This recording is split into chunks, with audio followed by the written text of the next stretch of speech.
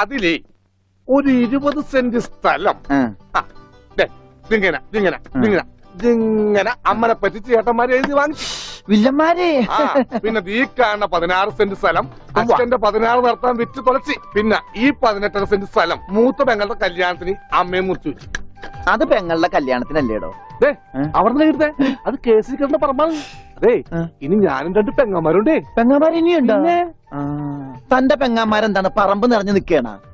അവർക്കുള്ള വീതം പെങ്ങന്മാർക്കുള്ളത് അതവിടെ ഇരിക്കട്ടെ. പിന്നെ എനിക്കുള്ളതാണ് 8 സെന്റ്. അപ്പൊ ഒരു 6 ലിങ്സ് കാണും. 6 ലിങ്സ് വഴിക്ക് പോയില്ലേ? ഓ, വഴി വഴി വഴി അത് മാറ്റി പോയി. ബാക്കി 8 സെന്റിൽ തനിക്കൊരു വീട് വെച്ചൂടെ? എങ്ങനെ വീട് വെക്കാൻ? എന്താ എന്തേത്? കുളം 6 സെന്റ് കുളം അല്ലേ? അയ്യോ, കുളമാണെങ്കിൽ പിന്നെ അവിടെ എങ്ങനെയാ വീട് വെക്കുന്നത്? കുളത്തിൽ എങ്ങനെ വീട് വെക്കുന്നു ഞാൻ ചോദിച്ചാൽ ചേട്ടന്മാരുടെ തല്ലി ആവശ്യത്തേക്ക്. 5 സെന്റ് വഴി ഇത് ചില്ലാനും അതൊക്കെ വീട് എന്റെ അളിയൻ വന്നെന്ന് കേട്ട് അതാ ഞാൻ ധൃതി പിടിച്ചിട്ട് പോന്നത്. നീ കണ്ട കൃഷ്ണൻകുട്ടി?